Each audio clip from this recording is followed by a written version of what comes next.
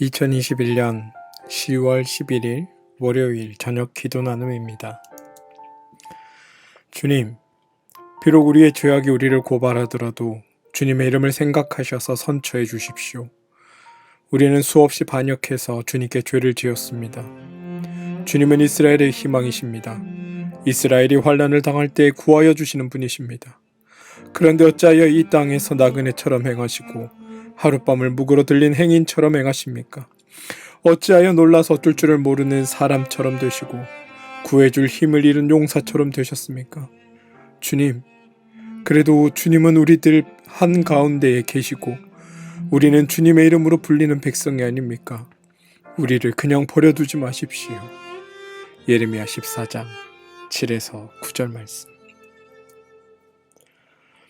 하나님은 당신의 말씀을 경청하지 않고 제 고집대로 살던 백성들, 죄악에 익숙해져서 선을 행할 줄 모르는 백성들에게 경고의 의미로 극심한 가뭄을 내리셨다.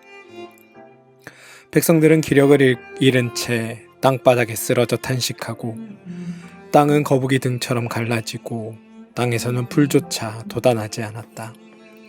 사람들은 그동안 못할 일이 없는 것처럼 도도하게 살아왔지만 하나님이 잠시 은총을 거두시면 아무것도 할 수 없는 무력한 자들임을 절감했던 것이다.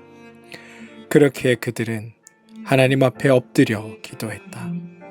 주님, 비록 우리의 죄악이 우리를 고발하더라도 주님의 이름을 생각하셔서 선처해 주십시오. 우리는 수없이 반역해서 주님께 죄를 지었습니다. 절실한 기도이다. 하지만 이 기도가 진실한 것이 되기 위해서는 삶이 먼저 갱신되어야 한다. 사회적 약자들의 살 권리를 마구 짓밟았던 죄를 회개해야 한다. 마음이 찢어지는 고통을 겪고 있는 이들의 마음을 헤아리지 못한 채 함부로 말했던 죄를 눈물로 씻어야 한다. 남의 골수를 마르게 했던 죄에서 돌이켜야 한다. 때때로 고통은 사람을 본래의 자리로 되돌려 놓는 계기가 된다. 버티기 힘든 고통을 겪어보니 백성들은 비로소 하나님의 은총이 아니고는 살 수 없는 자기의 한계를 직시하지 않을 수 없었다. 그리고 민족사의 어려운 고비마다 지키시고 건져주시는 은혜를 떠올리게 되었다. 하지만 하나님은 그들의 처지에 아랑곳하지 않으시는 것 같다. 우리를 그냥 버려두지 마십시오. 80년대 공경에 처한 사람들이 절박하게 불렀던 노래가 있다. 우리들에게 응답하소서 혀 잘린 하나님, 우리 기도 들으소서 귀먹은 하나님. 불경하게 들릴 수도 있다. 그러나 이 가사 속에는 절박한 상황 속에 처한 이들의 절규가 담겨 있다. 그래도 당신은 하나뿐인 늙으신 아버지.